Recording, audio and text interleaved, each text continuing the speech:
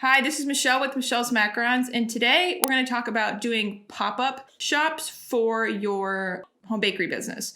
So if you live in one of the states where you can set up at a pop-up, this video will help you. If you don't really know, go watch this video and I kind of show you how to get your home bakery business started up. It will show you how to start your home bakery and get things going, and then if you're allowed to do pop-ups, this will help you out. And stay till the end of the video. I will tell you about a course I have called the Home Bakery Blueprint, where we go over all of this and I help you step by step start your own home bakery business. Usually when someone says a pop-up, they usually mean setting up in a shop for just a day, setting up all your baked goods and then telling everyone I'm going to be here, and then you tear down at the end of the day, or you do it for a weekend or whatever you do. Usually it's someone else's shop. I mean, you have to ask permission. You can't just go set up. If you haven't already, check out the farmer's market video. That will go over some of the supplies you need. You probably won't need as much because most of the time pop-ups are indoors, but sometimes you'll do it in front of the shop or in the parking lot or something. But you probably won't need a tent. So go watch that video. That shows you everything you could need. Now, pop-ups are different from wholesale. In this video, I talk about what wholesale is. When you're selling wholesale, that's when you sell to another business and they sell to the consumer for you. Pop-ups, you are still selling straight to the consumer. If your state says you're not allowed to do wholesale, that does not mean pop-up. They might not let you do pop-up as well, but that is a different thing. Selling to a business that resells is different than selling straight to the consumer. Usually, if your state allows farmers markets, you selling straight to the consumer, they will also allow pop-ups. So that's something to consider if you do farmers markets and you're not sure if you want to sign up to do them because you have to get all the supplies and tables.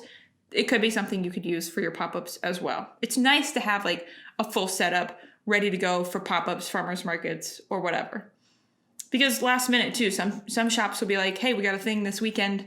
Can you come in? And you've got all your supplies ready. You just have to make your products. Supplies, like I said, go watch that. But basically, some shops will provide the table even, and you just have to bring the product and a way to accept payment and any other branding material you have. It could be as easy as that, or it could be you bring everything you need, including the table and stuff. And you got to check to see if you need if you have a way to store your baked goods, or if you need to provide the cooler or whatever you need to keep them at the right temperature. So then you want to get in touch with the business owner and make sure you can set up there. Ask them, see if they have any events coming up. Because a lot of the times these businesses benefit from you bringing in customers of your own. So if you have a good following on Instagram, kind of maybe message them from your Instagram account and show them that you will also be helping them as well. Try to think about what you are going to be doing for them instead of just for yourself. You will have to make sure that you are labeled correctly, like your products are labeled. Go watch this video if you haven't. That's for anything. If you're doing wholesale, farmers market, anything like that, you're going to have the correct labeling, but just really make sure you've got it and watch that video. Okay, another way to get ready for the pop-up is to figure out what you want on your menu. What flavors you're going to have. Do you want a variety? Do you want to sell them in boxes or singles? So kind of look around the area, see what you think would go best there, and get that down so you can start advertising. If you haven't already, go watch this video and also this video, because the more followers on social media and your email list and stuff you have, the more people that will know you're going to that pop-up. I would kind of promote it ahead of time, maybe a couple weeks out, then a week out, and I would kind of be annoying about it. Just post every day until the event, and usually the place you're doing the pop-up will also promote it as well. Yeah, and then another thing you can do is just ask them what their traffic is like on any given day, and just see if maybe they've had pop-ups there before and how they did, or how much product they had, and if they sold out.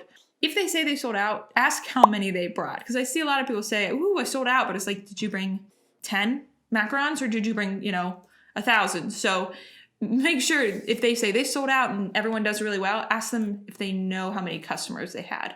So you can kind of tell from there. Okay, and if you want to do this kind of stuff full-time or even part-time and just start your home bakery business or grow it, join the email list below. I have a course called the Home Bakery Blueprint where we go step by step through how to start your business, get your licensing, registered, order system, branding, everything you need to start and grow your own home bakery. So join the email list below and I will email you whenever that opens up. Okay, and if you'd like, you can follow me on Facebook and Instagram, and I'll put those links in the description. Okay, check out these other macaron videos. Okay, love you, bye.